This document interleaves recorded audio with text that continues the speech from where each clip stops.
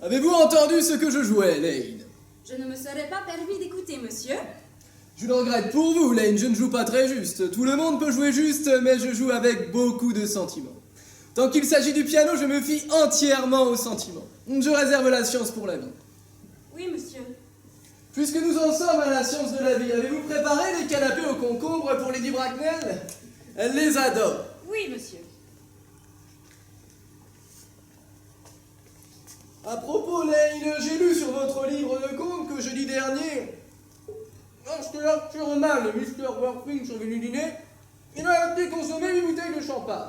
Oui, monsieur, 8 bouteilles et demie exactement. Pouvez-vous m'expliquer pourquoi, chez les célibataires, les domestiques apprécient-ils toujours autant le champagne? Ce n'est que simple curiosité de ma part. J'attribue cela, monsieur, à la qualité supérieure du vin. J'ai pu observer que chez les personnes mariées, le champagne était rarement de première qualité. Ciel, Lane! Le mariage est-il donc une chose si démoralisante? Je crois que c'est un état très agréable, monsieur. Certes, mon expérience personnelle est réduite. Je n'ai été mariée qu'une seule fois jusqu'à présent.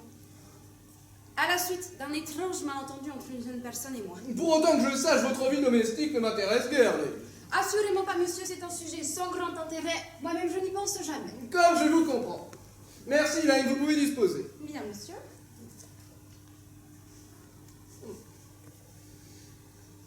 Les idées de Lane sur le mariage me paraissent bien laxistes.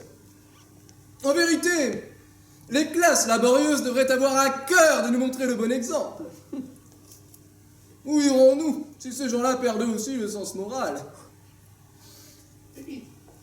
Monsieur Constant Worthing. Comment vas-tu, mon cher Constant? Qu'est-ce qui t'amène à Londres? Oh, le plaisir, rien que le plaisir. Pour quelle autre raison me déplacerais-je? En train de manger comme d'habitude, Albi. Bon, il est d'usage dans la bonne société de prendre une légère collation vers 5 heures, non? Où étais-tu donc caché depuis jeudi dernier? Oh, à la campagne. Mais que diable vas-tu faire à la campagne? À Londres, on s'amuse. À la campagne, on amuse les autres et c'est à mourir d'ennui. Et qui amuses-tu donc? Oh, des voisins, des voisins. Et tu dois avoir des voisins charmants là-bas au fin fond de ton Shropshire. Absolument abominables. Je ne leur adresse jamais la parole. Comme tu dois les amuser. Et c'est bien dans le Shropshire qui est ta maison de campagne. Pardon. Oui. Dans le Shropshire, naturellement. Ça, par exemple. Pourquoi toutes ces tasses? Pourquoi tous ces canapés au concombre? Pourquoi si folle prodigalité chez un homme si jeune? Qui vient prendre le thé? Simplement tante Augusta et Gwendoline. Oh, comme cela va être délicieux. Tout à fait délicieux. Mais je crains que tante Augusta n'approuve que très peu ta présence ici. Puis-je savoir pourquoi? Mon cher, la façon dont tu flirtes avec Gwendoline est absolument honteuse. Presque aussi honteuse que la façon dont Gwendoline flirte avec toi. Je suis amoureux de Gwendoline et je suis venu exprès à Londres pour lui demander sa main. Moi qui croyais que tu étais venu pour t'amuser. J'appelle ça un voyage d'affaires. Tu es l'être le moins romantique que je connaisse. Il n'y a rien de romantique dans une demande en mariage. Si je me mariais, je ferais tout pour l'oublier. J'en suis persuadé, mon cher Albi. La chambre des divorces a été spécifiquement inventée pour les gens à la mémoire aussi bizarrement constituée. Les divorces se font au ciel, point final. Ne touche pas au canapé au concombre, ils sont spécialement pour tante Augusta. Mais toi, tu n'arrêtes pas d'en manger. Mais moi c'est différent, c'est ma tante. Prends plutôt des tartines beurrées. Les tartines beurrées sont pour Gwendoline. Gwendoline est vouée aux tartines beurrées. Elles sont d'ailleurs excellentes. Arrête de te comporter comme si tu étais déjà son mari. Tu n'es pas son mari et je doute que tu ne le sois jamais. Qu'est-ce qui te permet de dire cela? Les jeunes filles n'épousent jamais les garçons avec qui elles flirtent. Elles ne trouvent pas ça correct. Ridicule. Pas du tout, c'est la vérité. Et cela explique le nombre extraordinaire de vieux garçons que l'on voit partout. Deuxièmement, je ne donne pas mon consentement. Ton consentement? Mon cher, Gwendoline est ma cousine germaine. Et avant que je te permette de l'épouser, tu vas m'expliquer toute cette histoire avec cette certaine Cécilie. Oh, Cécilie. De quoi diable veux-tu parler? Je ne connais personne du nom de Cécilie. Pour autant que je m'en souvienne. Lève! Apportez-moi cet étui à cigarette que Monsieur Constant Worthing a oublié dans le fumoir la dernière fois qu'il a dîné ici. Bien, monsieur. Veux-tu dire par là que c'est toi qui gardes mon étui à cigarette depuis tout ce temps?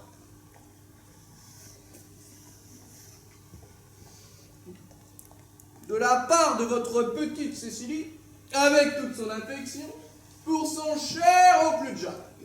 Mais mon cher, qu'y a-t-il de mystérieux? C'est assez! Maintenant, rends-moi mon étui à cigarette! Je ne vois pas pourquoi elle t'appelle ton oncle si elle est ta tante. Voilà qui me dépasse. Qui plus est, tu ne t'appelles pas Jack, mais Constant. Je ne m'appelle pas Constant, je m'appelle Jack.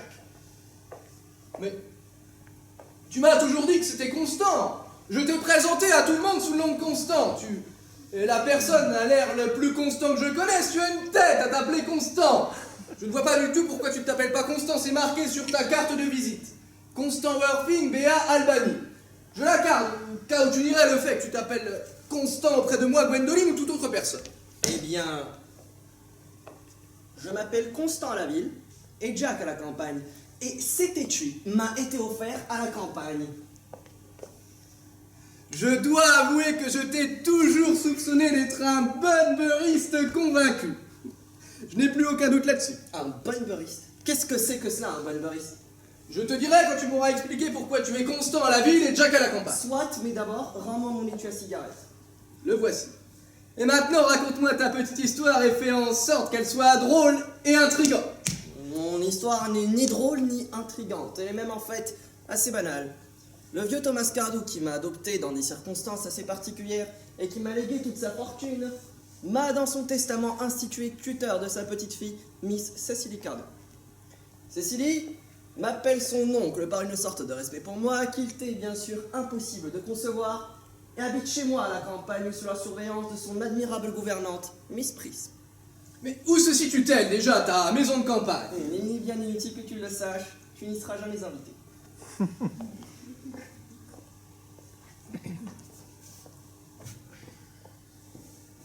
Je puis quand même dire qu'elle ne se trouve pas dans le Shropshire. Je m'en doutais. J'ai moi-même bunburisé dans le Shropshire à plusieurs occasions. Mais tu ne m'as pas dit pourquoi tu étais Constant à la ville et Jack à la campagne. Mon cher, je ne pense pas que tu sois assez sérieux pour comprendre mes raisons. Afin de pouvoir venir à Londres de temps en temps, je me suis inventé un frère qui se prénomme Constant, qui, soi-disant, vit à l'Albanie et qui est toujours en proie aux ennuis les plus affreux. Voilà, mon cher, la vérité pure et simple. La vérité n'est rarement pure et jamais simple. Sinon, la vie moderne serait fort ennuyeuse et la littérature moderne complètement impossible. Mais laissons la critique littéraire. Ce que tu es en réalité, c'est un bunburiste, et un des bunburistes les plus purs que je n'ai jamais vus. Mais enfin, qu'est-ce que c'est qu'un bunburiste? Mon cher, tu t'es inventé un frère cadet. Très utile afin de pouvoir aller à Londres quand tu en as envie. Eh bien, je me suis inventé un ami, malade chronique, afin de me rendre à la campagne chaque fois que je le souhaite. Sans cet état de santé déplorable de Bunbury, il m'aurait été impossible de dîner ce soir avec toi au Willis, car en fait, j'étais invité chez Tante Augusta. Mais je ne t'ai jamais invité à dîner avec moi ce soir, Willis. Je sais. Tu es d'une négligence absurde dans l'envoi de tes invitations. C'est stupide de ta part, rien n'irrite davantage les gens. Écoute, je ne peux pas dîner au Willis, je leur dois près de 700 livres. Ces gens m'empoisonnent la vie à coups de tracasseries et d'assignations. Mais pourquoi ne les paies-tu pas? Tu as de l'argent, et à foison. Oui, mais Constant, lui, n'en a pas. Et je dois maintenir la réputation de Constant. Constant est un de ces types qui ne paient jamais leurs notes. Eh bien, alors dîne ailleurs. Tu ferais mieux de dîner avec ta tante Augusta. Dînons plutôt entre bunburistes. Mais je ne suis pas un bunburiste. Si Gwendoline veut bien m'épouser, je suis bien décidé à me débarrasser de mon frère. En le tuant, par exemple. Et puis, Cécilie s'est mise un petit peu trop à s'intéresser à lui. Elle me demande de lui pardonner, de ne pas lui en vouloir. C'est exaspérant à la fin. Je te conseille aussi de te débarrasser de ce monsieur de cet ami malade qui porte un nom absurde. Rien au monde ne saurait me faire accepter l'idée de me débarrasser de Bunbury. Un homme qui se marie sans connaître Bunbury se prépare à une vie bien morte. Si tu te maries, ce qui reste problématique, tu serais bien content à ton tour de connaître Bunbury. Sottise que tout cela. Si Ah. j'épouse une jeune fille aussi charmante que Gwendoline, je n'aurai sûrement pas besoin de connaître Bunbury. C'est ta femme qui en aura besoin alors. Dans le mariage, on est heureux à 3 ou à 4. Mais à 2, qu'est-ce qu'on s'ennuie?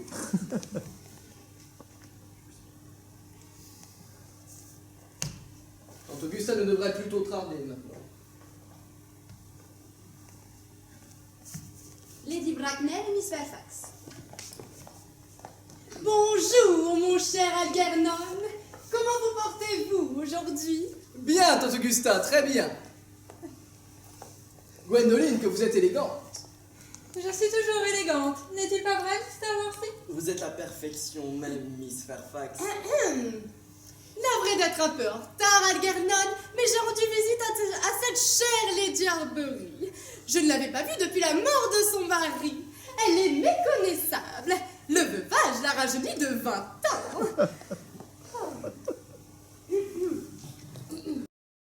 Ah, mais le thé nous attend. Je vais en prendre une tasse avec un de ces délicieux sandwichs au concombre que vous m'avez promis.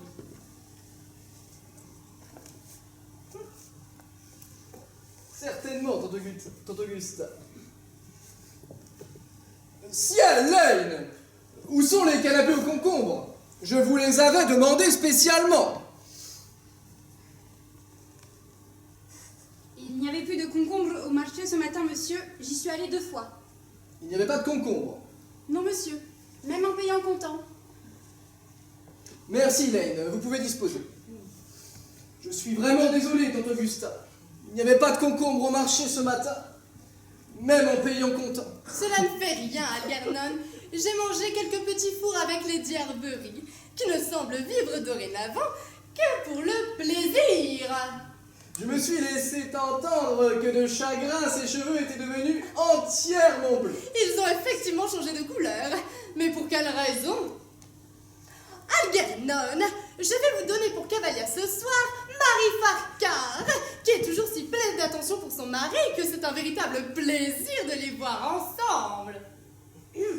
J'ai bien peur, Tante Augusta, de devoir renoncer au plaisir de dîner avec vous ce soir. Ah non, Algernon, cela désorganiserait totalement ma table. Et votre oncle serait obligé de dîner dans sa chambre. Remarquez, il en a l'habitude. Cela va sans dire, une terrible déception pour moi. Je viens de recevoir un télégramme de Londres me disant que mon pauvre ami Bunbury est à nouveau gravement malade. Et ensemble, prêtez attention, que je sois près de lui pour le soutenir. Comme c'est curieux, ce monsieur Bunbury semble affligé d'une bien mauvaise santé. Ce pauvre Bunbury, c'est un grand malade. À vous dire vrai, Algernon, je pense qu'il serait temps que ce monsieur Bunbury se décide, soit à vivre, soit à mourir. Ces hésitations continuelles sont ridicules. La maladie, quelle qu'elle soit, n'est guère une attitude à encourager. C'est ce que je dis à votre oncle, mais si l'on en croit son état de santé, il n'a pas l'air de prêter attention à ce que je lui dis. Enfin, je vous serai toutefois infiniment obligée de demander à votre ami Bunbury de ne pas avoir de rechute samedi, car j'ai besoin de vous pour organiser ma soirée musicale. C'est ma dernière réception de la saison. Il me faut quelqu'un pour animer la conversation, surtout en fin d'année où chacun a dit ce qu'il avait à dire, c'est-à-dire généralement pas grand-chose. J'en parlerai à Bunbury, Tante Augusta. Si, comme je l'espère, il a toute sa conscience. Mais je pense pouvoir vous promettre qu'il sera tout à fait rétabli ce samedi. Si vous voulez bien me suivre dans la pièce à côté. Bien entendu. Gwendoline, venez donc par ici. Tout de suite, maman. quelle belle journée, Miss Fairfax. Ne perdez pas de temps à parler du temps, Mr. Worthing. Chaque fois que les gens me parlent du temps, j'ai la quasi-certitude qu'ils veulent me parler d'autre chose. Et cela me met mal à l'aise. En effet, je voudrais vous parler d'autre chose. C'est bien ce que je pensais. D'ailleurs, je me trompe jamais. Je voudrais que vous m'autorisiez à profiter de l'absence de Lady Bracknell. Je vous le conseille tout à fait. Maman a l'art de faire éruption sans crier gare. Je l'ai déjà fait remarquer. Miss Fairfax, depuis que je vous ai rencontrée, j'ai pour vous plus d'admiration que pour d'autres jeunes filles que j'ai rencontrées depuis que je vous ai... J'en suis parfaitement consciente. Et mon idéal à moi a toujours été d'aimer un homme qui s'appellerait Constant. Constant, oui. Il y a quelque chose dans ce prénom qui m'inspire une sorte de confiance. Dès qu'Algernon m'a dit qu'un de ses amis s'appelait Constant, j'ai su que j'étais destinée à vous aimer. Vous m'aimez vraiment, Gwendoline. Passionnément, Constant. Ma chérie, vous ne pourrez savoir comme je suis heureux. Mon Constant à moi. Mais sérieusement, vous ne voulez pas dire que vous ne pourriez pas m'aimer si je ne m'appelais pas Constant. Mais vous vous appelez Constant. Oui, mais supposons que je m'appelle autrement. Vous voulez dire que vous ne pourriez pas m'aimer? Laissons là les spéculations de l'esprit. Avec maman qui peut revenir d'une minute à l'autre. Franchement, ma chérie, je n'aime pas beaucoup ce prénom de Constant. Je ne pense pas qu'il m'aille tellement bien. Il vous va à merveille. C'est un prénom divin. Il a une musicalité. Bien à lui. Personnellement, Gwendoline, il existe selon moi d'autres prénoms jolis. Jack, par exemple, est un prénom tout à fait charmant. Jack? Non, Jack ne produit aucune vibration. Non, non. Le seul nom qui me transporte sur les ailes de l'idéal est Constant. Gwendoline, il faut que je me fasse baptiser immédiatement. Enfin non, je veux dire, il faut que nous nous marions immédiatement. Il n'y a pas de temps à perdre. Que nous nous marions, Mr. Worthing? Oui, sans doute. Vous savez que je vous aime et vous m'avez laissé entendre que je ne vous étais pas totalement différent. Certes, je vous adore. Mais vous ne m'avez pas encore fait de déclaration officielle. Nous n'avons pas encore parlé de mariage. Le sujet n'a même pas été abordé. Eh bien, puis-je vous faire ma demande maintenant? Je crois en effet que le moment est admirablement choisi. Et pour vous épargner toute déception, je crois qu'il est loyal de ma part de vous dire tout de suite, très franchement, que je suis pleinement décidée à accepter. Gwendoline! Oui, Constant? Que désirez-vous me dire? Vous savez ce que je veux vous dire. Oui, mais vous ne le dites pas. Gwendoline, voulez-vous être ma femme? Naturellement, mon chéri. Comme vous avez été long, j'ai peur que vous n'ayez que très peu d'expérience en matière de demande en mariage. Mais mon amour, je n'ai jamais aimé personne d'autre que vous. Bien sûr, mais les hommes font souvent des demandes en mariage pour s'entraîner. C'est le cas de mon frère, Gérald. Toutes mes amies en parlent. Quels merveilleux yeux vous avez, Constant. J'espère que vous me regarderez toujours comme cela. Surtout quand il y aura du monde. Oh!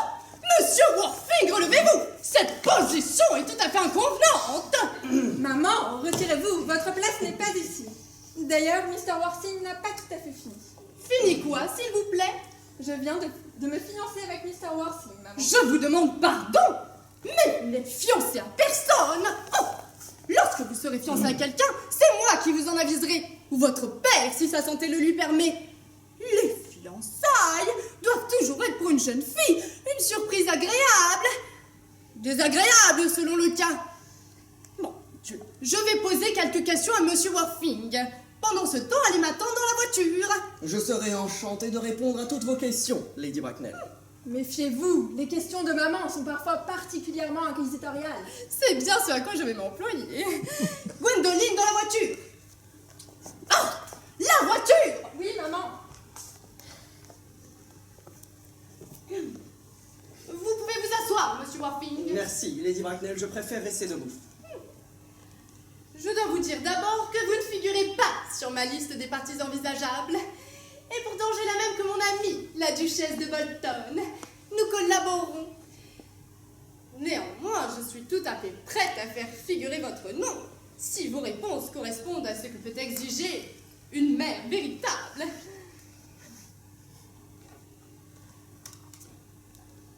Est-ce que vous fumez?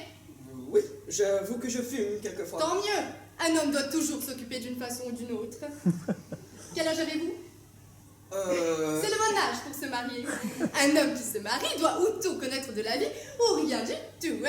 Que savez-vous de la vie, monsieur Worthing? Rien, Lady Fort Bracknell. bien. Quels sont vos revenus? Entre 7 et 8 000 livres par an. En terre ou en placement? Surtout en placement. Très bien. Avec le droit qu'il faut payer, la terre donne un rang social, mais vous empêche de le conserver. Je possède aussi une maison de campagne avec un peu de terre autour. Environ 1500 acres, je crois. Mais seuls les braconniers en profitent en fait. Une maison de campagne? Combien de chambres? Enfin, nous verrons cela par la suite. Mais vous avez également une maison à Londres, je suppose. Une jeune fille avec des goûts simples et aussi peu frelatés que Gwendoline ne peut en aucune façon passer toute sa vie à la campagne. J'ai aussi une maison à Belgrave Square qui est louée à Lady Bloxham. Une charmante dame très âgée. De nos jours, l'âge n'est nullement une garantie de respectabilité. Quel numéro dans Belgrave Square? Oh, 149. Le côté qui est le plus à la mode. J'aurais dû m'en douter. Enfin, nous verrons comment changer cela. Le côté ou la mode? Les deux s'il le faut. Vos parents sont-ils vivants? Je les ai perdus tous les deux. Tous les deux! Perdre un parent, cela peut être considéré comme un malheur. Mais perdre les deux, c'est de l'étourderie. Je n'ai guère de précision sur ma naissance. Je suis en quelque sorte un enfant trouvé. Un enfant trouvé. Oui, j'ai été trouvé dans un sac de voyage par Sir Thomas Cardo, un vieux gentleman très bon et charitable. Il m'a adopté et m'a donné le nom de Worthing parce qu'il se trouvait qu'il avait en poche, à ce moment, un billet pour Worthing. Ainsi, dans le sac de voyage, me voilà reparti. Dans un sac de voyage. Ben voyons. Oui, Lady Bracknell, j'étais à ce qu'on m'a dit, dans un sac de voyage d'un modèle très classique. Écoutez, monsieur Worthing, je vous avoue que ce que vous me dites me déroute quelque peu. Tout cela semble témoigner d'un mépris évident pour les traditions de la vie de famille. Oh, vous êtes le fait coupable d'un adultère mondain dissimulé de la plus atroce des manières. Mais cela ne peut en aucune façon servir de base sérieuse à une introduction dans la bonne société. Puis-je vous demander alors ce que vous me conseillez de faire? Je n'ai pas besoin de vous dire que je suis prêt à tout pour assurer le bonheur de Gwendoline. Je vous conseillerais vivement de vous trouver une famille dès que possible et de présenter au moins l'un de vos parents, père ou mère, avant la fin de la saison. Cela me paraît difficile, mais je pourrais peut-être vous montrer le sac. Cela vous suffirait-il, Lady Bracknell? Monsieur, jamais mon mari et moi-même ne consentirons à marier notre unique fille avec un tel parti. Le bonjour, monsieur Worthing.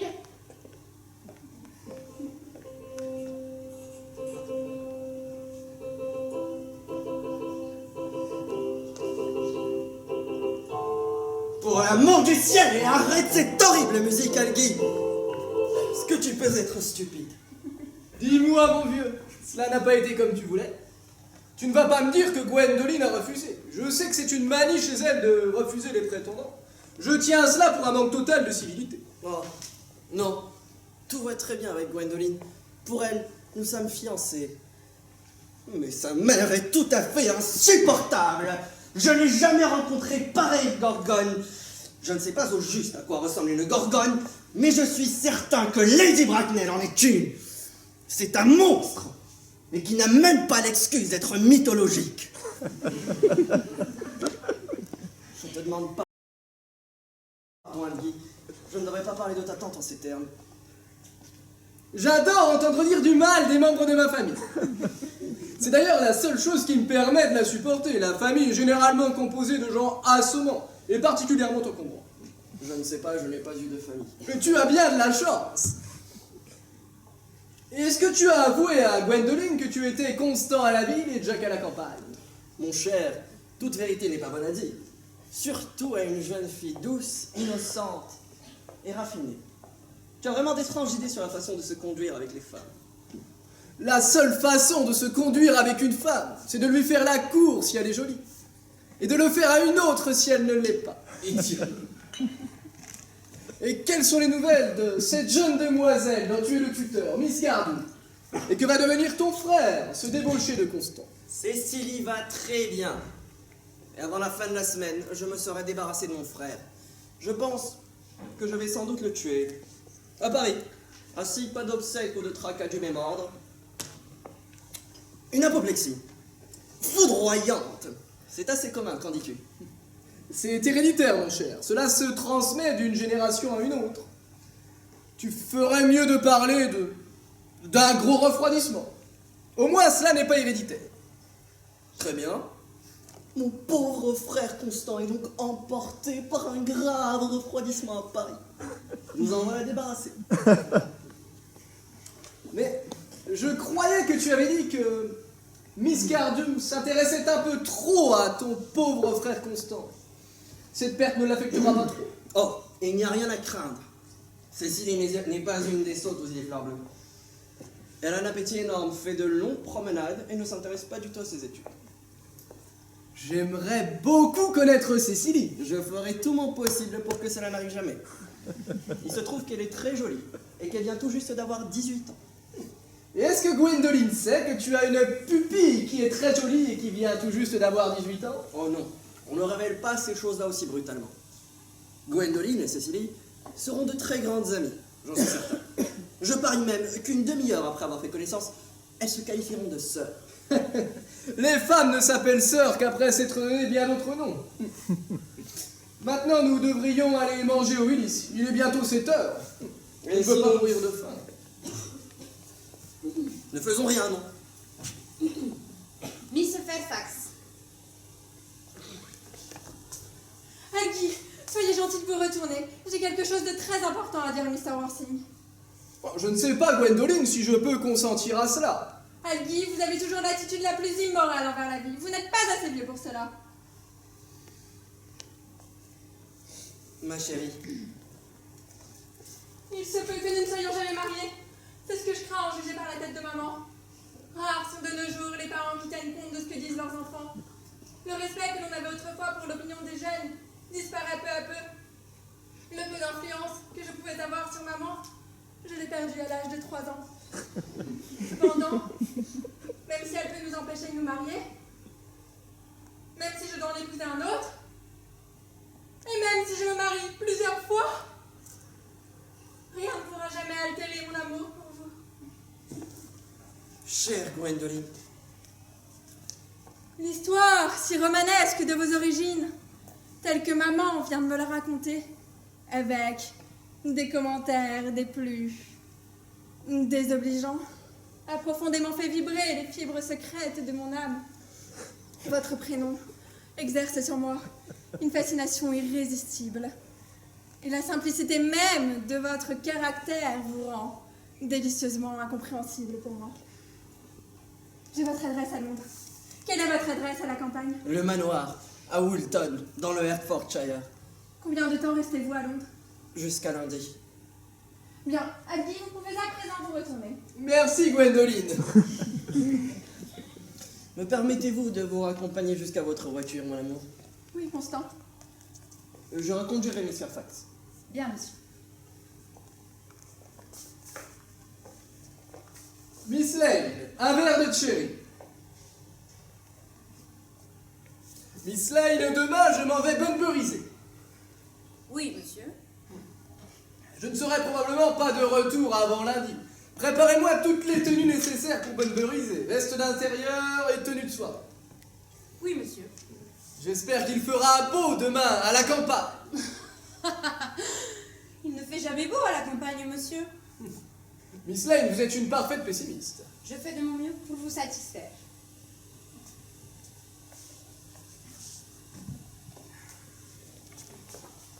Quelle jeune fille douce et innocente. C'est la seule fille dont je n'ai jamais été amoureux. Je ne vois pas ce qu'il y a de si drôle. Oh, je m'inquiète un peu pour ce pauvre Bunbury, rien de plus. Si tu n'y prends garde, ton ami Bunbury va un de ces jours t'attirer de sérieux ennuis. J'adore les ennuis. Ce sont les seules choses qui ne m'ennuient pas. Quelle absurdité! Algie, tu ne dis que des absurdités! Comme tout le monde, Jacques, comme tout le monde. Maintenant, nous ferions mieux de nous presser. Si nous voulons avoir une bonne table au Willis, C'est gentil de m'avoir invité.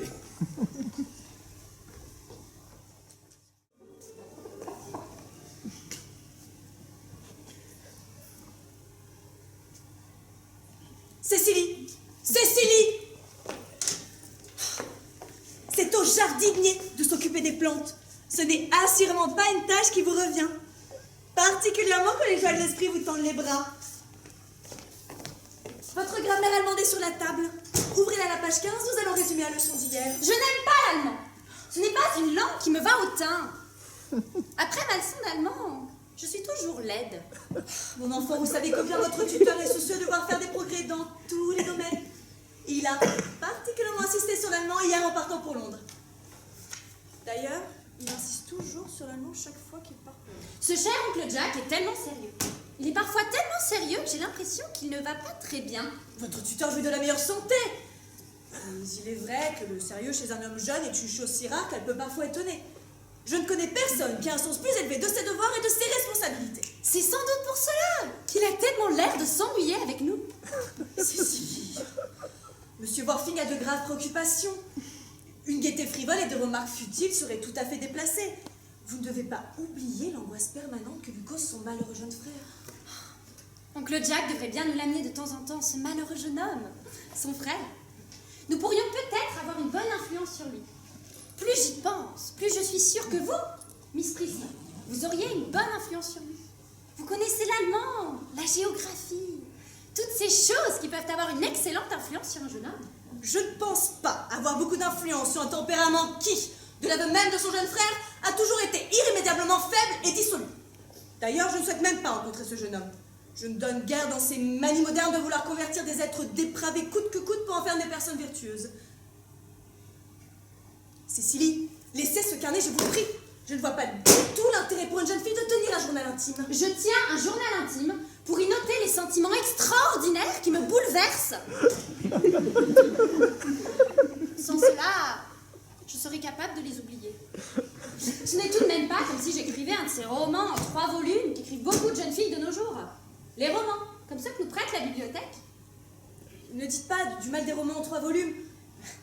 J'en ai moi-même écrit un, jadis. C'est vrai, Miss Prism? Vous êtes merveilleusement intelligente. J'espère qu'il se termine mal au moins. J'ai horreur des romans qui finissent bien. Cela me déprime.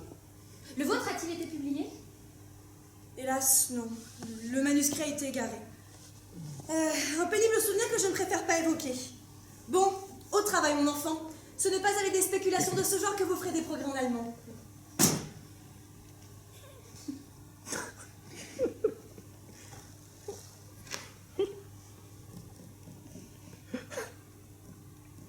Mais c'est notre cher révérend Chazzy, le fait de votre arrivée. Le révérend Chazzy. Comme je suis heureuse de vous voir. Comment nous portons-nous ce matin, mesdames?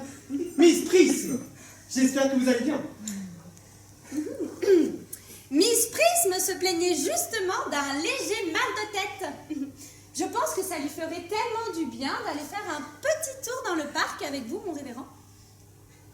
Mais Cécilie, je n'ai jamais dit que j'avais mal à la tête. Non, Miss Prism, mais mon petit doigt m'a dit que vous aviez mal à la tête.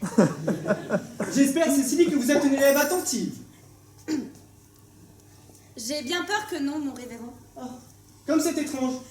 Si j'avais, moi, le bonheur d'être l'élève de Miss Prism, je serais suspendu à ses lèvres. Je parle métaphoriquement, hein, bien entendu. Je suppose que Monsieur Worthing n'est pas rentré de Londres? Nous ne l'attendons pas avant lundi après-midi. Ah, oui, c'est vrai. En général, il aime passer le dimanche à Londres. Monsieur Worthing n'est pas un de ces jeunes hommes légers qui passent son temps à s'amuser. Comme cela semble être le cas de ce malheureux jeune homme, son frère. Mais je ne veux pas importuner la nymphe Égérie et son élève plus longtemps. Égérie, non, je l'appelle Laetitia, mon révérend. Simple allusion poétique tirée des auteurs païens. Je vous verrai sans doute toutes deux à l'office ce soir, hein. Je crois que j'ai effectivement un peu mal à la tête et marcher un peu me fera du bien. Avec plaisir. Nous pourrions aller jusqu'aux écoles et revenir. Ce serait très agréable. Cécilie, lisez votre économie politique en mon absence. Vous pouvez passer le chapitre sur la chute de la roupie. Il a quelque chose de trop impressionnant pour une jeune fille. C'est curieux comme ces problèmes monétaires ont parfois des notes mélodramatiques. Cet enfant me donne beaucoup de fil à retordre. Je vous envie manifestement d'avoir de tels tourments.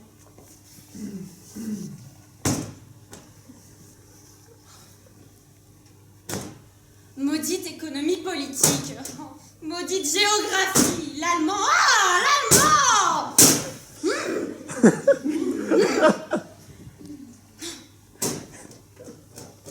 Monsieur Constant Walsing vient d'arriver de la gare, mademoiselle. Il a ses bagages avec lui. Monsieur Constant Worthing. Monsieur Constant Worthing Albany? Le frère de l'oncle Jack? Lui avez-vous dit que monsieur était à Londres? Oui, mademoiselle. Il a paru très désappointé. Je lui ai dit que mademoiselle était dans le jardin avec Miss Prism. Oui, et alors? Il dit qu'il serait très désireux d'avoir un entretien avec mademoiselle. Eh bien, faites-le venir. Je ne sais pas si Miss Prism aimerait me voir seule avec lui. Vous pouvez dès à présent faire préparer sa chambre. Bien, mademoiselle. Je monte ses affaires dans la chambre bleue. Je n'ai encore jamais rencontré quelqu'un de vraiment dépravé. Je me sens un peu effrayée. C'est très excitant. Mais j'ai tellement peur qu'un homme dépravé ressemble à n'importe quel autre homme. Et c'est le cas.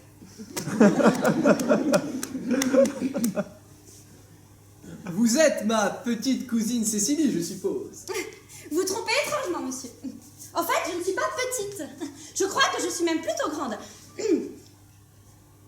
Mais je suis bien votre cousine Cécilie. J'ai lu sur votre carte de visite que vous êtes, vous, mon cousin Constant, le frère de l'oncle Jack. Ce dépravé de cousin Constant. Ne croyez pas que je sois dépravé, cousine Cécilie. Je ne suis pas dépravé du tout. Ah! Alors, si vous ne l'êtes pas, vous nous avez tous trompés de façon inexcusable. J'espère que vous ne faites pas croire que vous êtes dépravé alors que vous ne l'êtes pas. Ce serait parfaitement hypocrite. Bien sûr, il m'est arrivé parfois de me mal conduire.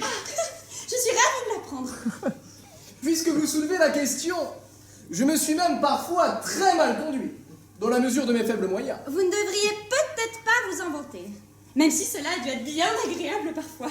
Il est bien plus agréable d'être en votre compagnie. Je n'arrive pas à bien comprendre la raison de votre présence ici. Oncle Jack ne sera pas rentré avant lundi.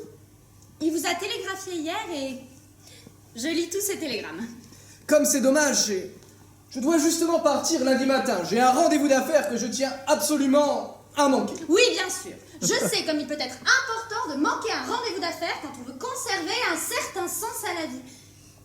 Mais je crois pourtant que vous feriez mieux d'attendre l'arrivée de l'oncle Jack. Aidez-moi plutôt à devenir un homme meilleur. Ce serait en quelque sorte votre mission sur cette terre, si vous le vouliez, cousine Cécilie. J'ai bien peur de ne pas avoir de temps pour vous cet après-midi. Tant pis. J'essaierai donc tout seul. Cet après-midi. Ça me paraît difficile. Mais vous pouvez toujours essayer. C'est ce que je vais faire. C'est curieux, mais je me sens déjà meilleur. Vous n'en avez pas l'air. C'est peut-être parce que j'ai faim. J'ai remarqué, cela me brouille toujours le teint. Où avais-je la tête? Ce qu'il faut avant tout à un convalescent, c'est une nourriture saine et régulière. Miss Prism et moi-même déjeunons à 2 heures de quelques tranches de gigot. Cela est un peu riche pour moi. À cause du souci que vous lui donnez à Londres, oncle Jack a reçu l'ordre de son médecin de déjeuner à 12 heures de quelques canapés au foie gras avec du champagne millésimé. Je ne sais si ce régime de malade vous conviendrait. Ce sera parfait. Puis-je avoir une de ces roses à ma boutonnière? Je ne mange pas de bon appétit si je n'ai pas une rose à la boutonnière. Ah, je suis ravie de constater que vous avez des goûts simples. Laquelle? Celle-ci? Une rose rose. Pourquoi?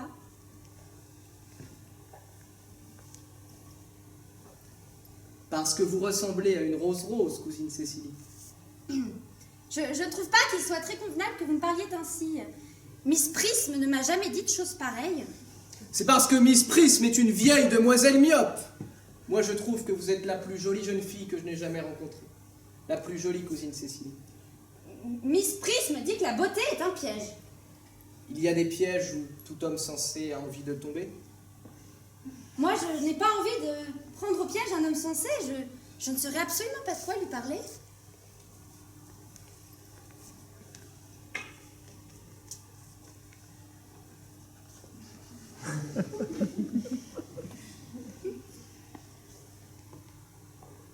Vous vivez tout seul, mon cher révérend? Vous devriez vous marier. Il y a les misanthropes, certes, mais vous ne seriez tout de même pas un femme-anthrope. Non, je ne mérite pas un tel néologisme. Non, les principes et la pratique de l'Église primitive étaient clairement hostiles au mariage. C'est peut-être la raison pour laquelle elle n'a pas duré. De plus, vous n'avez pas l'air de vous rendre compte, mon cher révérend, qu'un homme célibataire est une tentation permanente. Le célibat des hommes mène souvent les femmes faibles à leur perte. Un homme marié n'est-il pas aussi séduisant? Un homme marié n'est séduisant que pour sa femme. Et souvent m'a-t-on dit, même pas pour elle. Cela dépend des affinités intellectuelles. On peut faire confiance en une femme en pleine maturité. Les jeunes femmes sont un peu vertes. Oh! Simple métaphore empruntée à l'horticulture, mon révérend.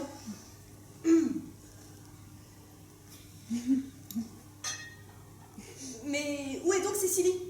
Elle nous a peut-être suivis jusqu'aux écoles. Monsieur Worthing, Monsieur Worthing, Monsieur Worthing, nous attendions pas avant lundi après-midi. Je suis rentré plus tôt que prévu. J'espère que vous allez bien, mon révérend. Monsieur Worthing, j'espère que cette tenue sombre ne nous annonce pas quelque malheur. Mon frère. Allons bon. Quelle nouvelle folie. Oh, Votre frère Constant est mort. bel et bien mort. J'espère que cela lui servira de leçon. Monsieur Worthing, je vous présente mes sincères condoléances. Vous avez au moins la consolation de vous dire que vous avez été pour lui le plus généreux et le plus indulgent des frères. Pauvre Constant, il avait bien des défauts, mais c'est tout de même pour moi une grande perte. Oui, bien sûr, une grande perte. Avez-vous assisté à ces derniers instants? Non, il est mort à l'étranger, à Paris. J'ai reçu hier un télégramme. Y avait-il écrit de quoi il est mort? Un refroidissement, semble-t-il. On ne récolte que ce que l'on a semé. Ma chère Miss Fritz, un peu de charité. Nul d'entre nous n'est parfait. Je suis moi-même particulièrement sensible au courant d'air. L'enterrement aura-t-il lieu ici? Non! Non, il semble avoir exprimé le désir d'être enterré à Paris. À Paris. Le malheureux ne devait plus avoir toute sa tête lors de ces derniers instants. Vous attendez sans doute de moi que j'y fasse une allusion discrète sur ce deuil familial, monsieur Worthing? Mon sermon sur la signification de la chute de la manne dans le désert est adaptable à toutes les situations, qu'elles soient joyeuses ou douloureuses, comme c'est le cas ici. Ce sermon que j'ai prononcé lors de la bénédiction du bétail, d'un baptême, de 2 mariages et d'un enterrement reçoit généralement un franc succès. Vous avez dit un baptême, mon révérend. Vous savez, baptisez donc. Vous avez les connaissances. Vous n'arrêtez sans doute pas de baptiser, n'est-ce pas? C'est là, j'ai le regret de le dire, une des préoccupations permanentes de notre cher révérend. Les femmes des classes laborieuses de cette paroisse ne semblent pas bien savoir ce qu'est l'abstinence. Y a-t-il un enfant auquel vous vous intéressez particulièrement, monsieur Worthing? J'avais pourtant cru comprendre que votre frère n'était pas marié. Il ne s'agit pas d'un enfant, mon révérend. J'adore les enfants, notez-le bien. Mais dans le cas présent, il s'agit de moi. J'aimerais que vous me baptisiez cet après-midi, si vous n'avez rien de plus urgent à faire. Mais vous êtes certainement déjà baptisé, monsieur Worthing. Je ne m'en souviens absolument pas. Mais avez-vous des doutes fondés à ce sujet? Oui, j'ai des doutes fondés à ce sujet. De toute façon, j'ai à faire attention d'en avoir. Naturellement, si l'idée de me baptiser vous contrarie quelque peu, ou si vous estimez que je suis trop vieux... Pas du tout. Pas du tout, pas du tout, pas du tout. Non, l'aspersion d'eau bénite et même l'immersion dans certains cas chez les adultes est une pratique parfaitement conforme au canon de l'Église. L'immersion, vous ne voulez pas dire... N'ayez pas d'appréhension. L'aspersion suffira. Elle est même préférable avec le temps changeant que nous avons. À quelle heure souhaitez-vous que le baptême ait lieu? Oh, je pourrais faire un saut à l'église vers 5 heures, si cela vous convient. Très bien, très bien. J'ai justement à cette heure-là le baptême des 2 jumeaux du brave Jenkins, le charcutier. Oui, J'aimerais mieux ne pas être baptisé en même temps que d'autres bébés. Disons 5h30 si vous n'avez rien de plus urgent à faire. Parfait, parfait. Mais je ne veux pas m'imposer dans une maison en deuil. Je vous conjure seulement de ne pas vous laisser emporter par le chagrin. Oncle Jack, que je suis contente que vous soyez revenu. Mais qu'est-ce que cette tenue sinistre? Allez tout de suite vous changer. Cécilie, Mon enfant, mon enfant! Mais qu'est-ce qu'il y a, oncle Jack? On vous croirait malade. Et moi qui ai une surprise pour vous. Devinez qui est en ce moment dans la salle à manger. Votre frère! Mon frère, mais c'est absurde, je n'ai pas de frère. Votre frère Constant, il est arrivé il y a une demi-heure. Ne dites pas cela, oncle Jack. Même si c'est mal conduit envers vous, il n'en est pas moins votre frère. Il faut que vous lui pardonniez. Il faut que vous l'embrassiez tout de suite. Je vais le chercher. Mais voyons, Cécilie, c'est absurde, je n'ai pas de frère. Ce télégramme de Paris semble n'avoir été qu'une plaisanterie cruelle. Le ciel en soit loué! je ne vois pas du tout de quoi le ciel se mêle. Nous étions tous enfin résolus à sa perte. Tout était enfin réglé. Ce retour prématuré me semble quelque peu perturbant. Je veux bien être pendu si j'y comprends quelque chose. Juste ciel, c'est toi! C'est moi, mon frère. Je suis venu expressément de Londres pour te dire à quel point je suis navré de tous les torts que je t'ai causés. Et que j'ai l'intention de mener à l'avenir une vie meilleure. Tu vas me faire le plaisir de ficher le camp immédiatement. Oncle Jack, vous n'allez pas refuser de serrer la main de votre propre frère. Il y a du bon chez ce jeune homme. Je le trouve sincèrement repentant. Et nous qui pleurions votre mort, mon garçon, Personne ne pourra me décider à serrer la main de cet individu dont la présence ici est absolument immorale. Je sais parfaitement pourquoi. Je vois que tu as un nouveau costume.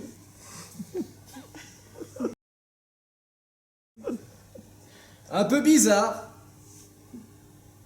De plus, tu as encore mal choisi ta cravate. Oncle Jack, il y a du bon en chaque être humain.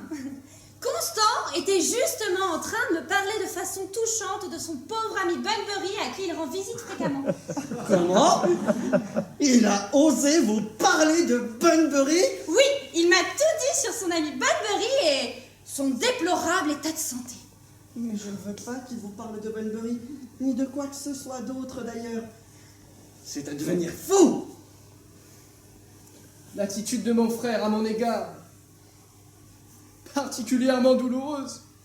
Je reconnais que tous les torts ont parfois été de mon côté, mais j'espérais un accueil plus chaleureux. Oncle Jack, si vous n'embrassez pas Constant, je ne vous le pardonnerai jamais. Eh bien, soit, mais uniquement pour vous faire plaisir.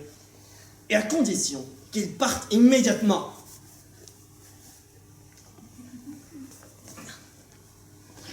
Gredin, fiche le camp tout de suite. comme c'est émouvant, n'est-ce pas? Cette franche réconciliation. Vous avez fait là une belle et bonne chose, ma chère petite. Mais ne nous réjouissons pas trop vite. Et gardons-nous de porter des jugements prématurés. Je n'ai jamais été aussi heureuse. J'ai installé les affaires de Monsieur Constant dans la chambre voisine de la vôtre. Je suppose que j'ai bien fait. Comment? Les bagages de Monsieur Constant, monsieur. Ces bagages. Oui, monsieur. 2 malles-cabines, un nécessaire de toilette, 2 cartons à chapeau et un grand panier à pique-nique. Je ne pourrai pas rester plus d'une semaine cette fois-ci. Miss Lane, faites atteler la voiture. Bien, monsieur.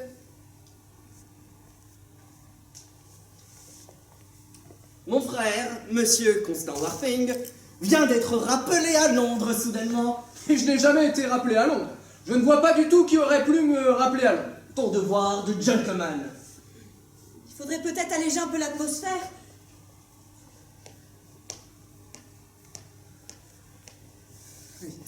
Avez-vous lu le Times ce matin? Il y a un article très intéressant sur le développement du sentiment religieux chez les païens. Je me réserve pour après le repas. Le déjeuner est servi. Ah, voilà une bonne nouvelle, je meurs de faim. Mais vous avez déjà déjeuné? Comment ça, déjà déjeuné? Oui, oncle Jack. Il a pris quelques canapés au foie gras et une bouteille de champagne millésimée. Mon champagne millésimé. Prendre 2 repas par jour me semble quelque peu inapproprié. Certains philosophes païens condamnent même l'excès de nourriture. Mon révérend, voulez-vous bien accompagner ces dames jusqu'à la salle à manger? Oui, avec plaisir.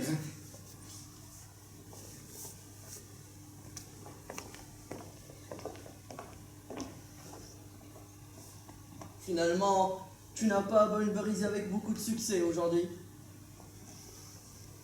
Il y a des hauts et des bas dans le bunburisme, comme dans tout le reste d'ailleurs. Mais dis-moi, mon vieux, tu sais qu'elle est adorable, cette petite Cécilie. Je t'interdis de parler de Miss Cardou de cette façon, je ne le tolérerai pas. Eh bien moi, je pense que si. Je suis amoureux de Cécilie, et c'est l'essentiel. Je vais me joindre à eux pour le déjeuner.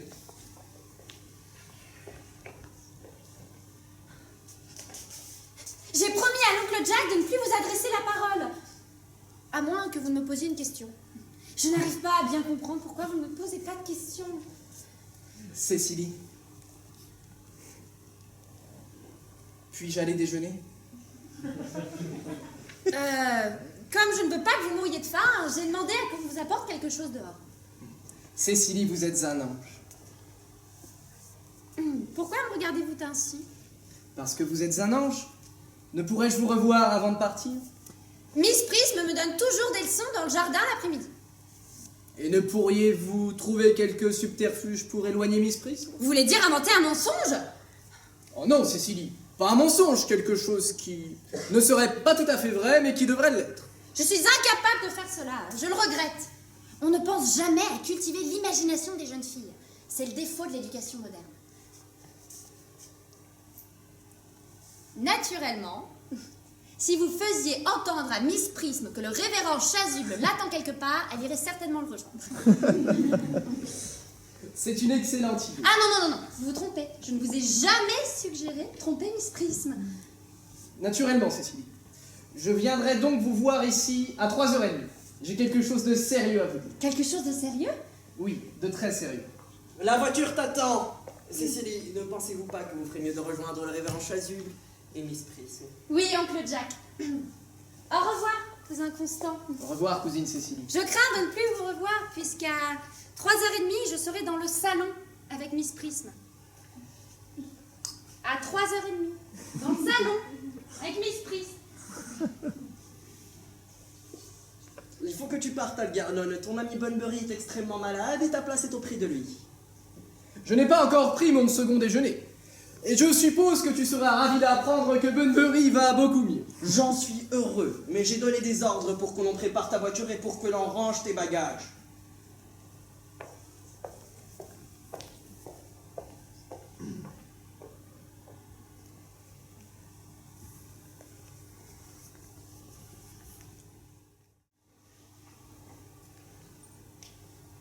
Cécilie, Cécilie, vous voilà encore une fois en train d'écrire dans votre journal.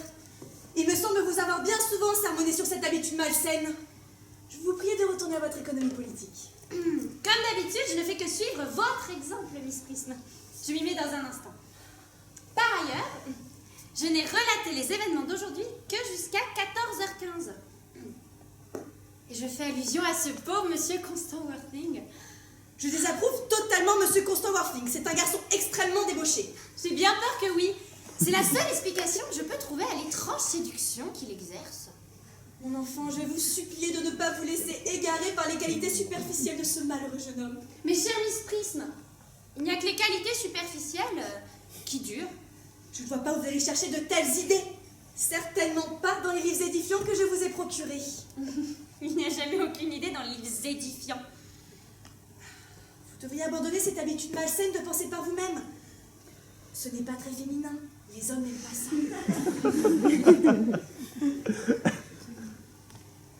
Monsieur Worthing, je vous croyais reparti pour Londres. Mon départ ne sera pas différé très longtemps. Je suis venu vous dire au revoir, Miss Cardou. Je pense qu'il est de mon devoir de vous informer, Miss Prism, que le révérend Chasuble vous attend dans la sacristie. Le révérend? Dans la sacristie? Voilà qui doit être sérieux. Sans doute, et ce serait très mal de le faire attendre. La sacristie, dit-on, est un endroit excessivement humide. Adieu, monsieur Worthing. Nous ne nous reverrons jamais, je pense.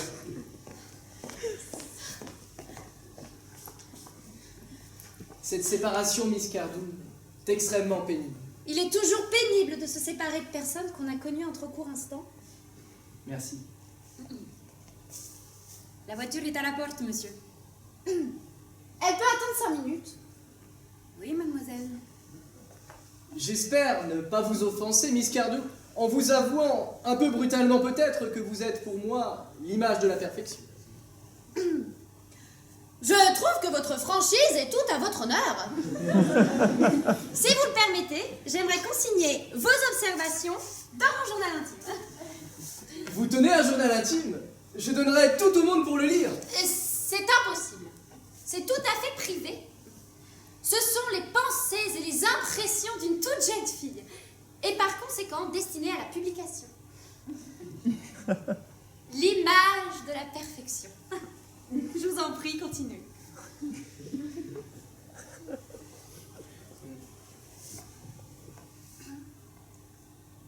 Depuis midi et demi,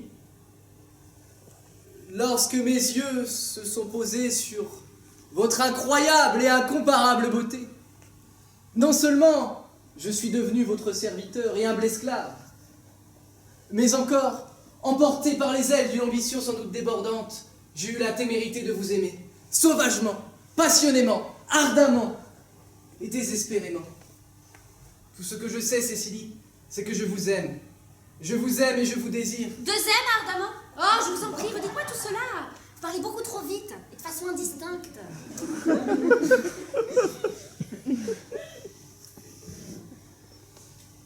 Lorsque mes yeux se sont posés à 12h30, Oui, Miss Cardew, j'ai déjà noté tout cela. Plus loin. j'ai eu la témérité de vous aimer, sauvagement, passionnément, ardemment et désespérément. Je n'écris pas désespérément. Cela n'a pas de sens, n'est-ce pas? Cécilie, C'est le début d'un nouveau paragraphe. c'est le début d'une existence nouvelle, et toute notre vie ne sera qu'une longue symphonie associant l'amour, les louanges et l'admiration. Les hommes ne devraient jamais dicter. Ils ne savent vraiment pas s'y prendre. Ils disent souvent des choses particulièrement idiotes. Je me moque de savoir si ce que je dis est idiot ou non. Je vous aime, Cécilie. Je vous désire, vous voulez bien être ma femme, n'est-ce pas? Vous m'avez fait faire une tâche. Comme votre demande en mariage est la seule que je n'ai jamais entendue, j'aurais aimé la noter proprement. Monsieur, la voiture attend. Dites-lui de revenir la semaine prochaine à la même heure. Oncle Jack serait sûrement irrité s'il savait que vous restez jusqu'à la semaine prochaine à la même heure. Mais je me moque de l'oncle Jack. Je vous aime, Cécilie. Vous voulez bien être ma femme, n'est-ce pas? Mais bien sûr, mon grand idiot. D'ailleurs, j'ai acheté en votre nom cette petite bague que je porte toujours, comme vous voyez. Et depuis ma plus tendre enfance, j'ai toujours su que je me marierais avec quelqu'un qui s'appelle Constant. Il y a dans ce prénom quelque chose. Je plains les pauvres femmes dont le mari ne s'appelle pas Constant. Vous voulez dire que si je portais un autre prénom, vous ne pourriez pas m'aimer? Mais quel prénom? Je ne sais pas, n'importe lequel. Algernon, par exemple. Oh, je n'aime pas le prénom d'Algernon.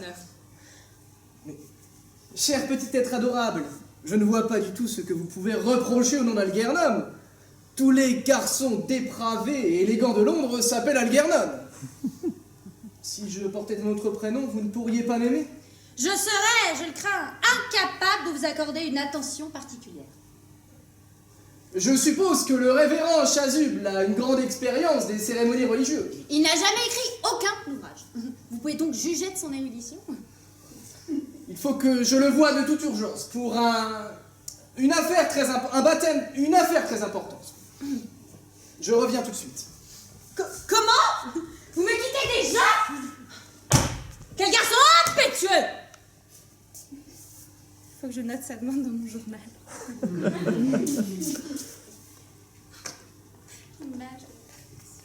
Une certaine Miss Fairfax vient d'arriver.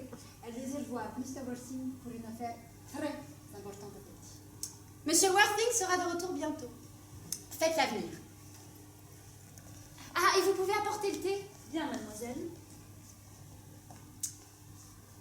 Miss Fairfax. Cela doit être une de ces dames âgées qui s'occupe avec l'oncle Jack d'œuvres philanthropiques. Miss Fairfax.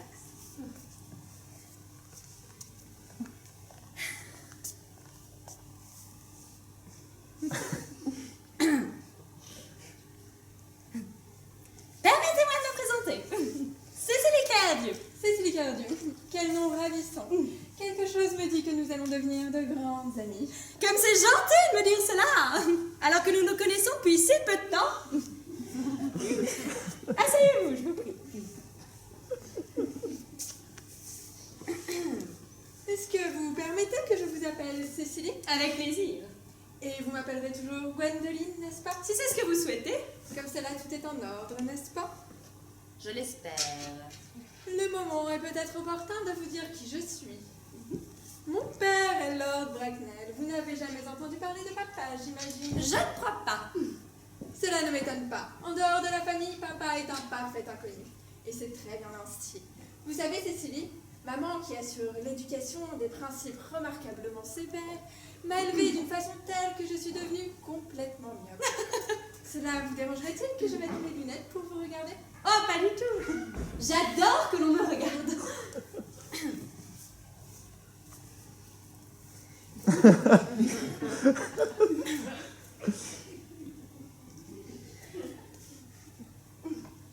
Vous êtes ici en visite, j'imagine. Ah non, j'habite ici. Ah vraiment? Est-ce que votre mère ou quelques parents âgés demeurent ici avec vous? Je n'ai ni mère, ni le moindre parent, ni même de relation. Vraiment? Mon tuteur a la tâche ingrate de s'occuper de moi. Votre tuteur? Je suis la pupille de Monsieur Warting. Quoi qui est étrange, il ne m'a jamais dit qu'il avait une pupille. Quel cachotier. Il devient plus intéressant d'heure en heure.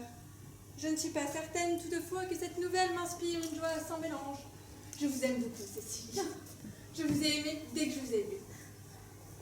Mais depuis que je sais que vous êtes la pupille de Mr. Worsing, je ne puis m'empêcher de penser. Puis-je vous parler en toute franchise? Je vous en prie. Je trouve que lorsqu'on a quelque chose de désagréable à dire, il faut toujours parler en toute franchise. Eh bien, je dois dire en toute franchise que je vous aurais préféré plus âgé et d'un physique plus ingrat. Constant et la droiture même et l'honneur incarné. Cependant, même les âmes dont le sens moral est le plus élevé sont souvent sensibles à l'influence du charme physique. L'histoire nous offre un jour... Je vous demande pardon, Gwendoline. Vous avez dit Constant? Oui. Ce n'est pas Monsieur Constant Warting qui est mon tuteur. C'est son frère. Voilà qui explique tout. Il eût été épouvantable qu'un nuage vienne assombrir une amitié telle que la nôtre. Ne trouvez-vous pas? Êtes-vous bien sûr que Mr. Constant Worsing n'est pas votre tuteur? Tout à fait sûr. Quoique, dans une certaine mesure. Que voulez-vous dire? Il n'y a aucune raison d'en faire un secret. Notre petit journal va le publier la semaine prochaine. Monsieur Constant Warting et moi-même sommes fiancés. Nous allons nous marier. Ma très chère Cécilie, je crois qu'il doit y avoir une erreur. C'est avec moi que Mr. Constant Worsing est fiancé. Cela sera publié dans le Morning Post samedi, au plus tard. J'ai peur que vous soyez victime de quelques malentendus. Constant vient de demander en mariage il y a exactement 10 minutes. Tenez, c'est tout fraîchement noté.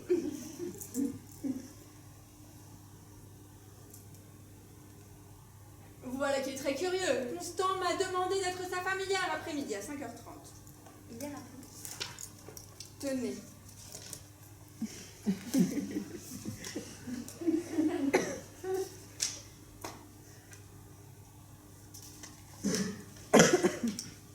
Je ne voyage jamais sans mon journal intime comme ça, j'ai toujours quelque chose de passionnant à lire dans les trains. Voyez, 5h30, demande en mariage. Eh bien, depuis, il a changé d'avis.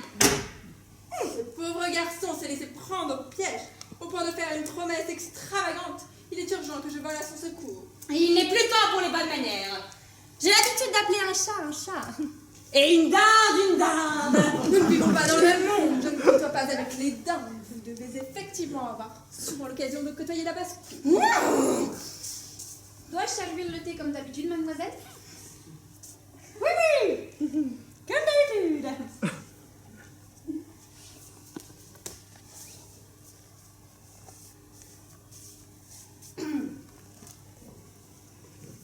Y a-t-il de jolies promenades à faire dans les environs, Miss Cardew? Oui, beaucoup. Quel charmant salon, Miss Cardew. Ravi qu'il vous plaise. Je ne pensais pas qu'il pouvait y avoir du bon goût dans ces campagnes reculées. C'est sans doute, je le crains, parce que vous jugez la campagne à l'aune du mauvais goût londonien.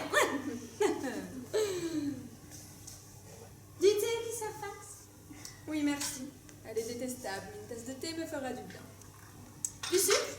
Non, merci. Plus personne ne sucre plus son thé à Londres, c'est tout à fait dégoûtant. Du cake ou du pain beurré? Une tartine beurrée. On ne sert plus de cake qu'au fin fond de la province. Voulez-vous donner cela, Miss Fairfax?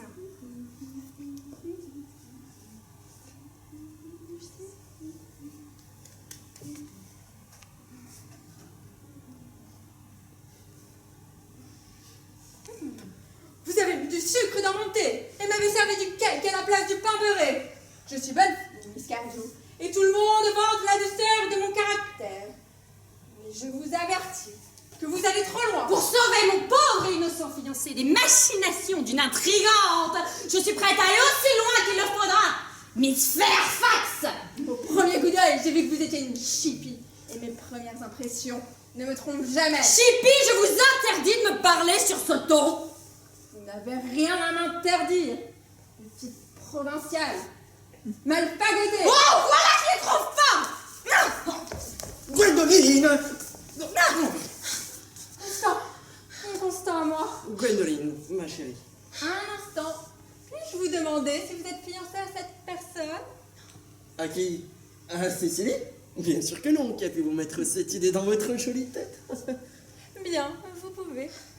Je savais bien qu'il devait y avoir un malentendu, Miss Fairfax. Le jeune homme qui vous tient actuellement dans ses bras est Monsieur John Worthing. Je vous demande pardon. C'est l'oncle Jack. Jack. Oh. Ah, et voici Constant. Ma chérie! Un instant, Constant. Voulez-vous me dire si vous êtes fiancé à cette jeune personne? À quelle jeune personne? Gwendoline? Non! Qui a pu vous mettre cette idée dans votre jolie tête? Vous pouvez. Je pensais bien qu'il devait y avoir quelque erreur, Miss Cardew. Le gentleman qui vous sert en ce moment dans ses bras est mon cousin, Monsieur Algernon Moncrief. Algernon Moncrief? Vous appelez Algernon? Je ne peux guère le nier. Vous vous prénommez réellement Jack? Eh bien, je pourrais peut-être le nier, mais à quoi cela servirait-il? Mon prénom est Jack, en effet, ça fait des années. On nous a toutes les deux grossièrement trompés. Ma pauvre Cécilie, toute meurtrie. Ma douce Gwendoline outragée. Vous permettez que je vous appelle ma sœur, n'est-ce pas? Mr. Worthing, il y a juste une question que j'aimerais pouvoir vous poser. Où est votre frère Constant? Mon frère Constant. Oui, nous sommes toutes les deux fiancées à votre frère Constant. Il est donc pour nous relativement important de savoir où se trouve votre frère Constant. Gwendoline, Cécilie, je me vois forcé de vous dire la vérité, et je n'en ai pas l'habitude. Voilà. Je dois vous dire, en toute franchise, que je n'ai pas de frère se prénommant Constant, que je n'ai même pas de frère du tout, que je n'ai jamais eu de frère et que je n'ai pas intention d'en avoir un. Pas de frère du tout? Pas le moindre frère. D'aucune sorte? Jamais. D'aucune sorte. Je crains que nous ne soyons ni l'une ni l'autre fiancés à qui que ce soit. Quelle situation désagréable pour une jeune fille. Allons dans le jardin, ils n'oseront pas nous suivre. Non, les hommes sont si lâches, n'est-il pas vrai? Me voilà dans un bel embarras. Qu'est-ce qui t'a pris de venir ici, faire semblant d'être mon frère? C'est monstrueux. Et qu'est-ce qui t'a pris de faire semblant d'avoir un frère? C'est honteux. J'avais commandé la voiture. Pourquoi ne l'as-tu pas prise? Il y avait du thé et des muffins.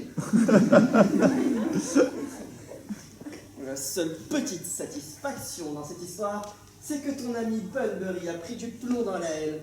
Tu ne pourras plus venir à la ville, à la campagne aussi souvent que tu le faisais. Et cela est une bonne chose, mon cher Algernon.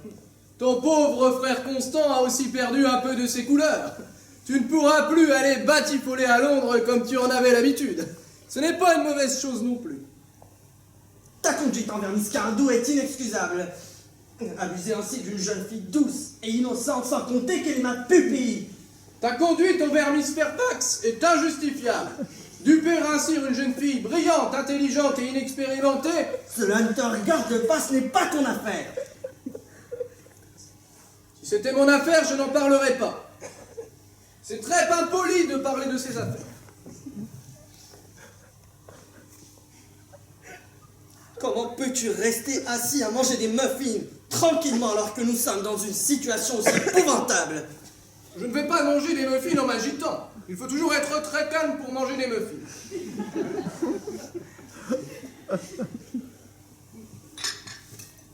Je préférerais que tu prennes du cake. J'ai quand même le droit de manger des muffins sous mon propre toit. Il n'y a presque plus de muffins et il reste beaucoup de cake. Algernon, j'aimerais sincèrement que tu partes.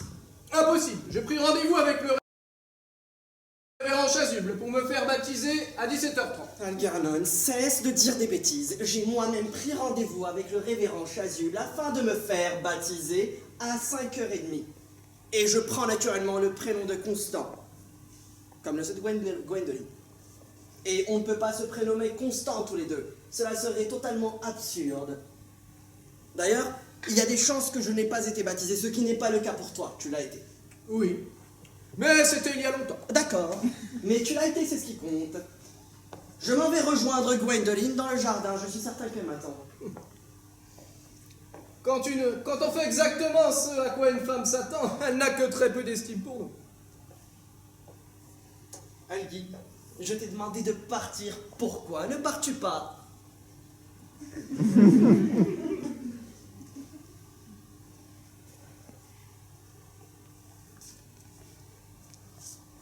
Ils font semblant de ne pas remarquer notre présence. Nous pourrions tousser. Je ne suis pas enrhumée. Alors gardons un silence, plein de dignité.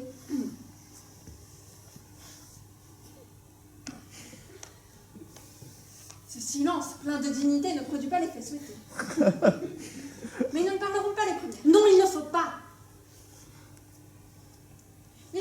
Worthing, puis-je vous demander quelque chose? Monsieur Mongriffe, ayez la bonté de répondre à la question suivante. Pourquoi avez-vous prétendu être le frère de mon tuteur? Pour avoir une chance de vous rencontrer, Cécilie. Cela me semble être une explication satisfaisante. Si l'on peut croire ce qu'il dit, J'ai bien envie d'y croire. vous avez raison. La sincérité n'a qu'une importance relative. Mr. Worthing, pourquoi avez-vous prétendu avoir un frère? Est-ce afin de pouvoir venir à Londres me voir le plus souvent possible? Bien sûr, comment pouvez-vous en douter? Je pourrais en douter, mais l'heure n'est pas au scepticisme. Leurs explications semblent, je dis bien semblent, avoir un accent de vérité. Pensez-vous que nous devrions leur pardonner? Sans doute, mais... Votre prénom est un obstacle infranchissable. Notre prénom? Mais nous allons nous faire baptiser cet après-midi. Vous feriez cela? Par amour pour moi? J'y suis prêt. Pour me plaire, seriez-vous prêt à affronter cette épreuve? J'y suis prêt. Quand il est question de sacrifice, les hommes nous sont infiniment supérieurs. Ma chérie. Mon chéri. Lady Bracknell. Oh mon Dieu! Gwendoline! Qu'est-ce que cela signifie? Cela signifie simplement que je suis fiancée à Mr. Worthing, maman. Venez ici, asseyez-vous! Asseyez-vous!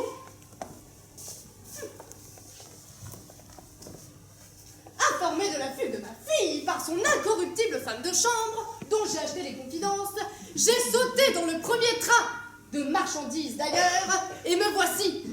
Vous comprendrez aisément, monsieur, que toute relation avec ma fille doit cesser sur l'heure. Je suis fiancé à Gwendoline, Lady Bracknell. Non, monsieur, vous n'êtes rien de ce genre. Quant à Algernon, Oui, tante Augusta. puis-je vous demander si c'est ici que demeure votre ami à la santé chancelante, monsieur Bunbury? Bunbury, non, il n'habite pas ici. D'ailleurs, Bunbury est mort. Il est mort soudainement, je suppose. En réalité, ses médecins ont découvert qu'il ne pouvait pas vivre. Alors il est mort. Il faisait donc confiance à ses médecins. Enfin, il a fini par prendre la décision d'une conduite claire et logique.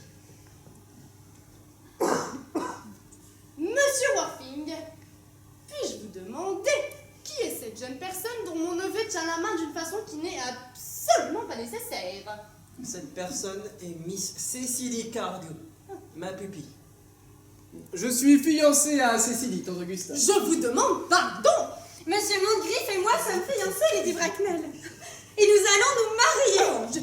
Je ne sais pas s'il y a quelque chose de particulièrement excitant dans l'air de ce comté, mais le nombre de fiançailles qui surviennent semble dépasser de beaucoup le pourcentage habituel des statistiques.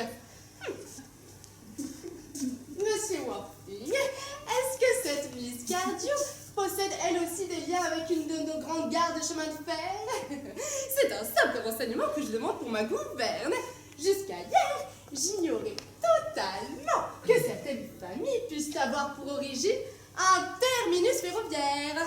Miss Cardew est la petite fille de feu Sir Thomas Cardew, qui vivait à Londres, à Dorking dans le Surrey et dans le Fishshire en Écosse. Voilà des éléments intéressants. 3 adresses inspirent toujours confiance, même chez les commerçants. J'ai également en ma possession, vous serez heureuse de l'apprendre, les certificats de naissance, de baptême, de coqueluche, de vaccination, de recensement, de confirmation et de rougeole de Miss Cardew. Une vie très mouvementée à ce que je vois. Peut-être un peu trop excitant pour une jeune fille. Venez, Gwendoline, nous devons partir. Gwendoline. Monsieur Worthing, simplement pour la bonne forme, est-ce que cette Miss Cardew possède quelque fortune? Environ 130 000 livres en bons du trésor, c'est tout. Au revoir, Lady Bracknell, ravie de vous avoir rencontré. Minute, je vous prie! 130 000 livres! Et en bon du trésor! Oh, Miss Cardew me semble être une jeune fille extrêmement jolie maintenant que je la regarde. Peu de jeunes filles possèdent aujourd'hui de solides qualités qui peuvent s'améliorer avec le temps. Venez ici, ma chère. Oh, charmant enfant. Votre robe est d'une simplicité affligeante. Vos cheveux sont presque dans l'état où vous les avez laissés la nature. Enfin, nous verrons comment changer cela. Mettez-vous de profil, ma douce enfant. Algernon. Il y a des signes évidents de réussite sociale dans le profil de cette jeune fille. Cécilie est la personne la plus douce et la plus adorable que je n'ai jamais rencontrée. Mais je me moque de sa réussite sociale. Ah, Algernon, ne parle pas respectueusement de la bonne société. Laissez cela aux gens qui ne peuvent être admis. Ma chère, vous savez naturellement qu'Algernon ne peut compter sur rien d'autre que sur ses dettes. Mais je suis contre les mariages d'argent. Moi-même, quand j'ai épousé Lord Bracknell, je n'avais pas la moindre fortune. Eh bien, je suppose que je n'ai plus qu'à donner mon consentement. Merci, Tante Augusta. Cécilie, vous pouvez m'embrasser. Merci, Lady Bracknell. Vous pouvez dorénavant m'appeler Tante Augusta. Merci, Tante Augusta. Je pense que ce mariage doit avoir lieu le plus vite possible. À dire vrai, je ne suis pas pour les longues fiançailles.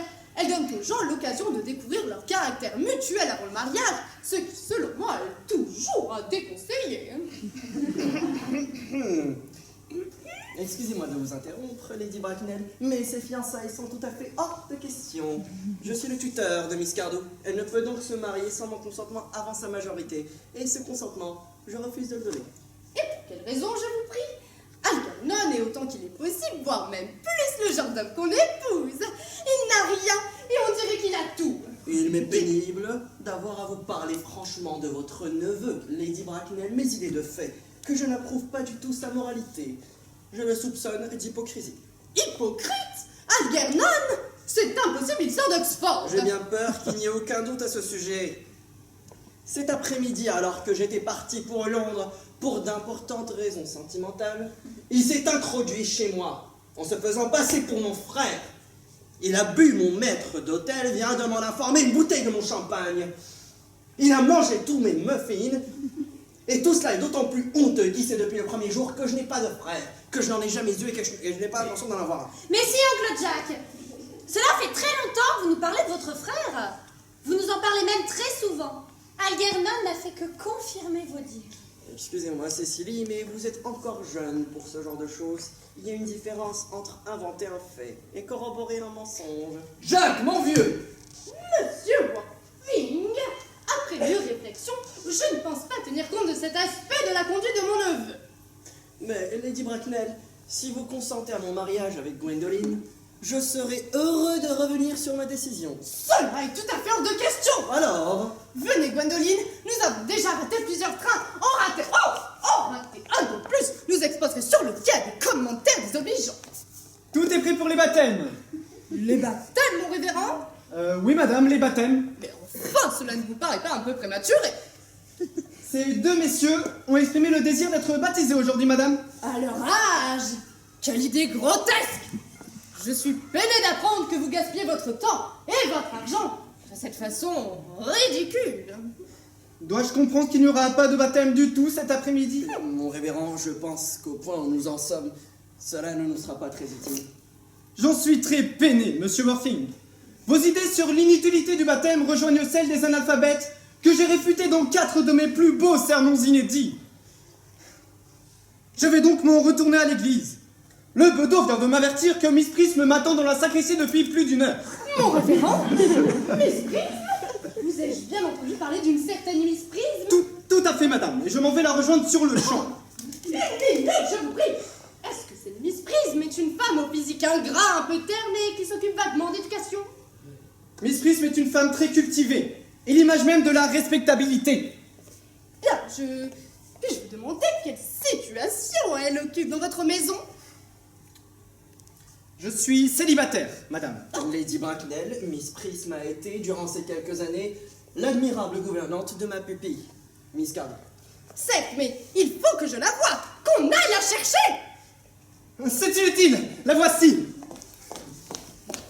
On m'avait dit que vous m'attendiez dans la sacristie, mon révérend, et je vous y attends depuis plus d'1 heure. Prisme! Oh, venez ici, Prisme! Prisme! Où est le bébé? Il y a un certain nombre d'années, Prisme est sorti du domicile de Lord Bracknell au 104 Grosvenor Square en poussant un landau de couleur verte qui contenait un bébé de sexe masculin. Elle n'est jamais revenue. Quelques semaines plus tard, la police découvrait ce landau abandonné dans un coin perdu. Il contenait le manuscrit d'un roman en 3 volumes de la plus révoltante sentimentalité. Mais le bébé n'y était plus. Prisme, où est le bébé? J'avoue à ma grande honte que je n'en sais rien, et je n'en ai jamais rien su. Vous n'en savez rien?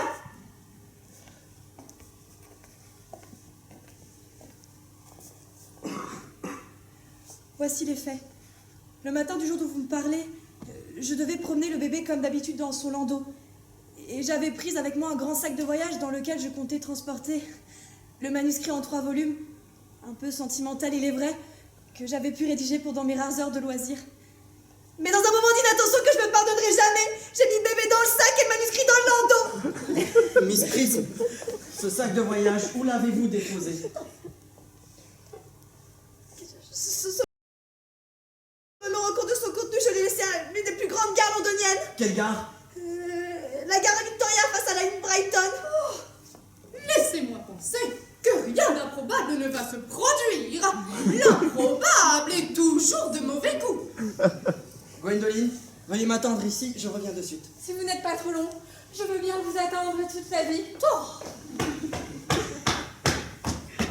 Oncle Jack a l'air drôlement agité.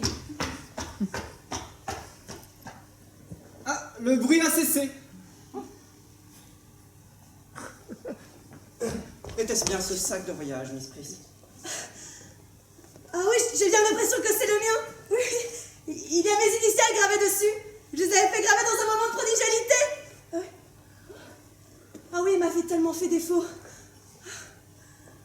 Miss Prism, le bébé, c'était moi. Vous? Oui, Non, maman! monsieur Worthing, je ne suis pas votre mère, je n'ai jamais été maman. Madame peut vous dire qui vous êtes? je ne sais pas si la réalité vous fera vraiment plaisir. Dites! Vous êtes le fils de ma sœur tant regrettée, Mrs. Moncrief.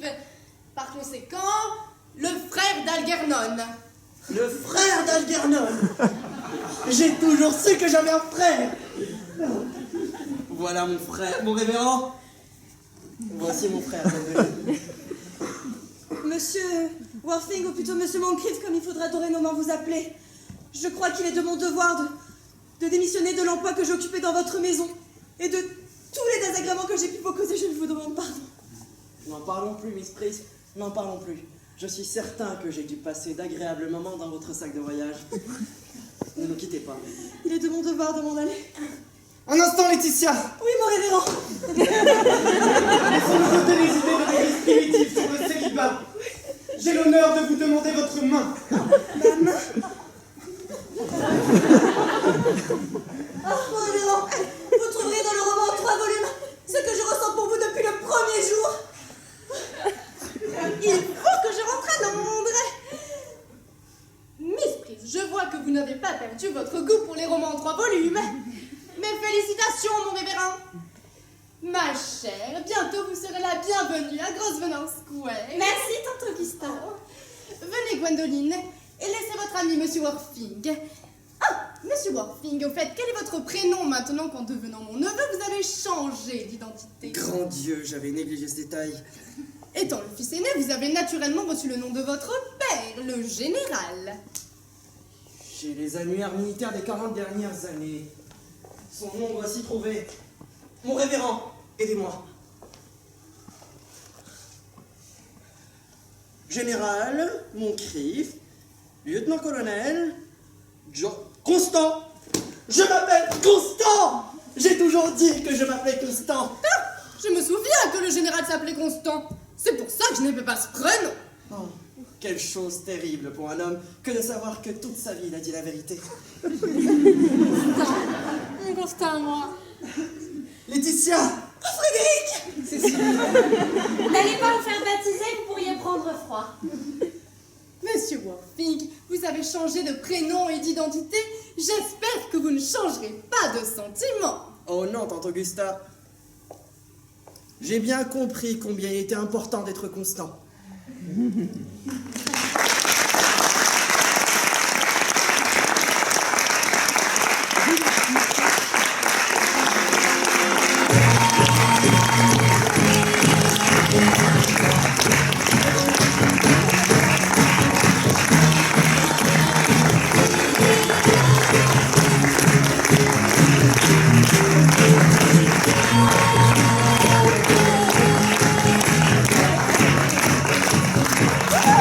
Ouais.